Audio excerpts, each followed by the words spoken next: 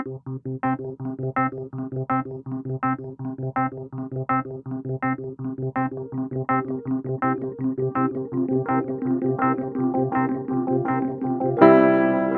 Jay Neff, trainer for the California Thoroughbred Racing Club, and Forte still looks like the horse to beat in this year's Kentucky Derby.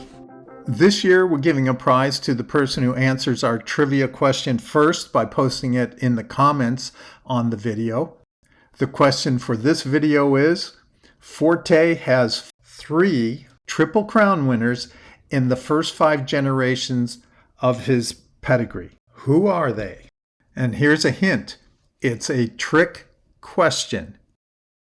The first person to post the correct answer in the comments for this video will win this Omaha Beach hat. He's a stallion standing at Spendthrift Farm. And he's the sire of Wicked Desire, our 2-year-old filly who is in training at Santa Anita right now. She is owned by the California Thoroughbred Racing Club, and you can join the club and become part owner of her for less than $200 with no bills or other charges or fees. Just visit our website, www.californiaturfgroup.com, and you get all the details you need to know to join the club. Trainer Todd Pletcher has done a masterful job of conceiving and managing Forte's path to the Derby. 4 months after his victory in the Breeders' Cup Juvenile, he won the Fountain of Youth Stakes in a breeze. I know that's an old racetrack cliche, but this race really was like a breeze for Forte.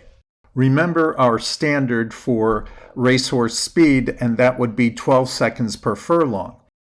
That would get a 6 furlong breeze in a minute and 12 seconds, a mile in a minute and 36 seconds. And if you look at the fractions here in the chart, he went 1 minute, 11.84 seconds to the 3/4. And for a mile, 12-second furlongs would get you 136. Here we've gone a little slower than that, 136.74. And a mile and a 16th would go in 142, and he went 143.12. Forte won this race easily by 4.5 lengths. And what's important to bear in mind here is that this race didn't take all that much out of him. It wasn't like he had to run down a foe during the entire stretch run and then win by a head. He did it very easily under no pressure. We can assume then that he will recover pretty easily from this race, and this race should move his conditioning well forward. We can also see that Forte's starting gate skills have improved quite a bit since his Hopeful Stakes start 6 months prior to the Fountain of Youth Stakes. It's not unusual to see foul weather on the first Saturday in May at Louisville, Kentucky. And here's the Hopeful Stakes once again, comes through on the rail, although he's got plenty of room to do that, and just moves right on through it, handles the off track just beautifully, so I don't think weather's going to be a factor for this horse at all. Forte sits comfortably atop the leaderboard for the Kentucky Derby points with 90. It will be interesting to see what race he'll be in next.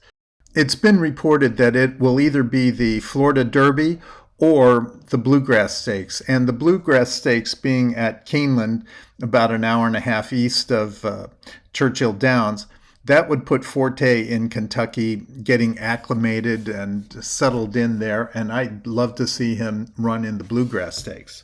So I see lots of positives for Forte, and he's still my pick for the Derby so far this year. The toughest, most important prep races are still to come: the Florida Derby, the Santa Anita Derby, Bluegrass Stakes, the Arkansas Derby, and I'll have comments on all of those races coming up. So thank you very much for watching. Good luck at the races.